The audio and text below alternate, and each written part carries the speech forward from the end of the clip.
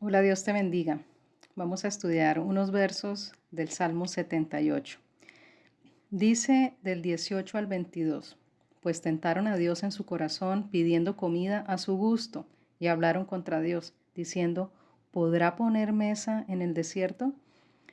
He aquí ha herido la peña y brotaron aguas y torrentes inundaron la tierra.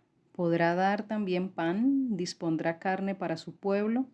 Por tanto oyó Jehová y se indignó. Se encendió el fuego contra Jacob y el furor subió también contra Israel, por cuanto no habían creído a Dios ni habían confiado en su salvación. En el verso 29 dice, comieron y se saciaron, les cumplió pues su deseo. Aún estaba la comida en su boca cuando vino sobre ellos el furor de Dios e hizo morir a los más robustos de ellos y derribó a los escogidos de Israel. Con todo esto pecaron aún y no dieron crédito a sus maravillas. Por tanto, consumió sus días en vanidad y sus años en tribulación. Verso 34. Si los hacía morir, entonces buscaban a Dios. Entonces se volvían solícitos en busca suya y se acordaban de que Dios era su refugio y el Dios Altísimo su redentor. Pero le lisonjeaban con su boca y con su lengua le mentían, pues sus corazones no eran rectos con él, ni estuvieron firmes en su pacto. Ese verso es el 37. Entonces, hay una, hay una parte donde dice que pidieron comida a su gusto. Y uno podría pensar, ¿por qué se enojó Dios? Porque si ellos querían comer carne, ¿cuál era el inconveniente? Y Dios no tiene ningún inconveniente en que pidamos para los anhelos de nuestro corazón. Pero cuando miramos en el Salmo, la actitud del corazón del pueblo de Israel es lo que hizo enojar a Dios, porque dice en el verso 19, y hablaron contra Dios diciendo, ¿podrá poner mesa en el desierto? Y luego en el verso 20 al final dice, ¿podrá dar también pan? ¿Dispondrá carne para su pueblo? Y entonces lo que hizo que el Señor se enojara y que se encendiera su ira es la actitud del corazón de él, puesto que es lo que la palabra llama tentaron a Dios. Así como cuando el enemigo tentó a Jesucristo y le dijo, sí, hicieres, sí. O cuando le dijo a Eva, con que Dios te dijo, es decir, la artimaña del enemigo era hacer dudar del poder de Dios o de la bondad de Dios o de la palabra de Dios, del mandato de Dios. Con que Dios les dijo que si comen la manzana y ahí fue cuando les habló mentiras y los engañó para que ellos cayeran.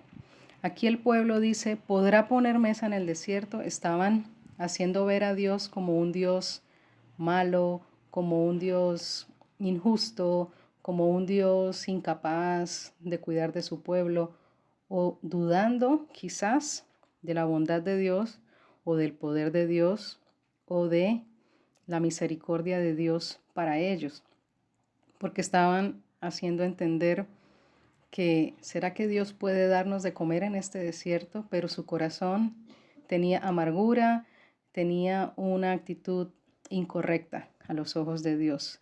Así que cuando nosotros querramos llevar a Dios los anhelos de nuestro corazón o nuestros deseos, porque Dios quiere que disfrutemos también de este mundo, de las cosas de este mundo, la naturaleza, lo que Él mismo ha creado, porque Él creó el jardín del Edén para que Adán y Eva lo disfrutaran, pero también lo trabajaran. Asimismo Dios para nosotros, dice la palabra de Dios en Eclesiastés, que es un don de Dios que el hombre trabaje, coma y disfrute del fruto de su trabajo. Es decir, Dios desea que disfrutemos y es un don que Dios da al hombre poder disfrutar del fruto de su trabajo. Aquí en el desierto ellos no tenían que trabajar porque precisamente de eso se trataba la temporada de desierto, de que ellos conocieran que Dios era su proveedor y de que Dios iba a cuidar de ellos aún en ese lugar tan difícil y con unas condiciones tan complejas para sobrevivir. Aún así Dios les dio sombra, les protegió de las fieras.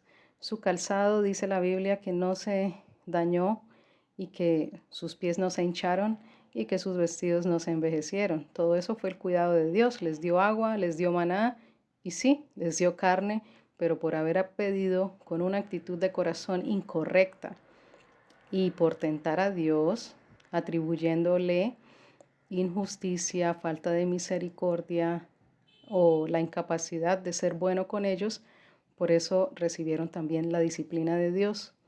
Al momento en que las codornices estaban, dice la palabra, en la boca de ellos. Dice luego la palabra en el verso 38, pero él misericordioso perdonaba la maldad y no los destruía, y apartó muchas veces su ira y no despertó todo su enojo. Se acordó de que eran carne, soplo que va y no vuelve. Dios siempre ha sabido nuestra condición pecaminosa, siempre la tendencia a hacer lo malo.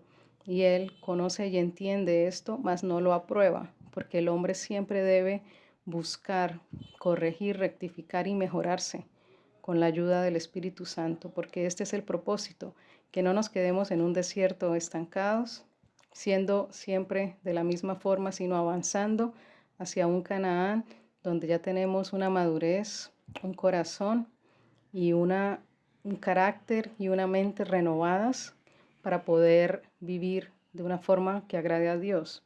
Entonces, aquí dice que la misericordia de Dios siempre está y no les destruyó muchas veces porque Dios entendía que su tendencia era siempre hacer lo malo, a ser ingratos, a ser desagradecidos, a quejarse, a maldecir, a blasfemar, a renegar, pero no era su voluntad que ellos se comportaran así, sino que ellos se arrepintieran y quisieran convertirse realmente a Dios. Dice el verso 41, y volvían y tentaban a Dios y provocaban al Santo de Israel. No se acordaron de su mano, del día que los redimió de la angustia. Ese es el verso 42. Entonces era un ciclo de pecado en el pueblo de Israel. Ellos pecaban, se arrepentían y volvían a pecar.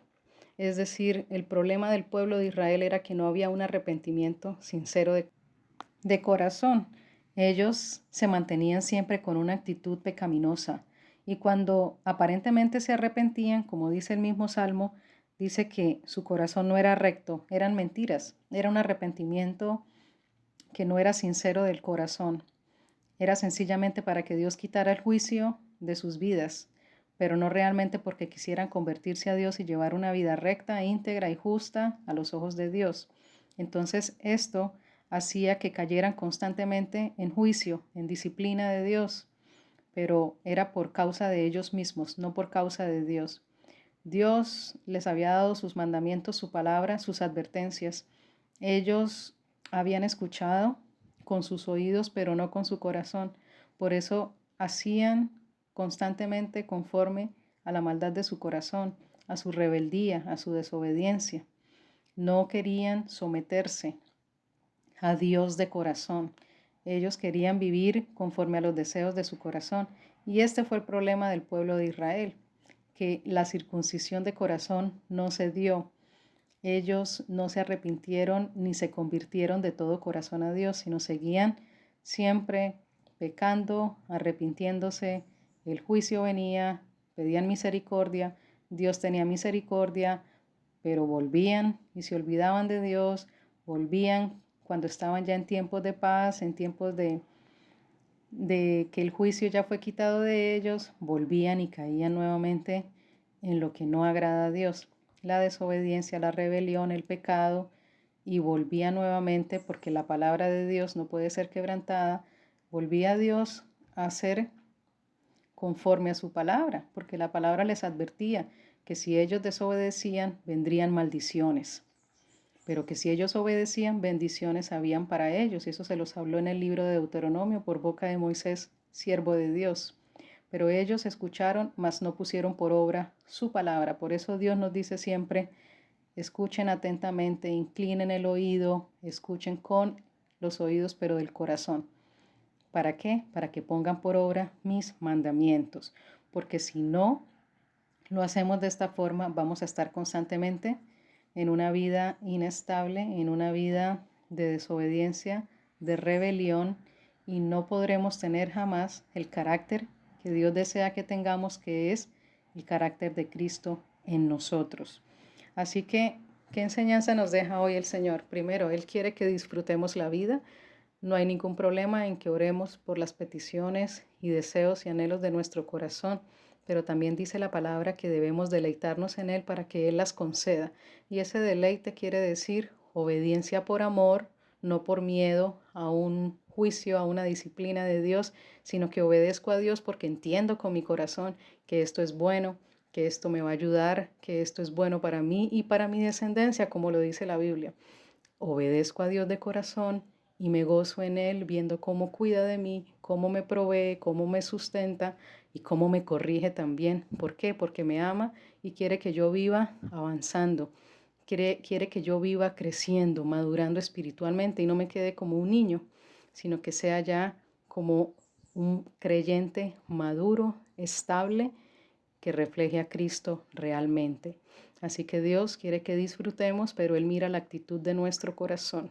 Cuando hacemos las oraciones, las peticiones, siempre Él se va a fijar es en nuestro corazón, con qué intenciones estamos pidiendo, si estamos siendo sinceros, honestos y rectos de corazón para con Él, y si realmente cuando vienen las dificultades nos estamos arrepintiendo de corazón porque entendemos que hemos ofendido a Dios y que la desobediencia solo trae consecuencias nocivas y dañinas para nosotros y nuestra familia, y que debemos buscar siempre corregir, rectificar y mejorar cada día más, porque esto es bueno, agradable a los ojos de Dios y también va a traer frutos de bendiciones sobre nosotros y nuestra descendencia, sobre nuestras familias, por cuanto estamos siendo esforzados y valientes para llevar una vida que agrada realmente a Dios, para ser esas personas que Él quiere que seamos, pero siempre siendo conscientes espiritualmente de que Dios cuida de nosotros, que quiere proveernos,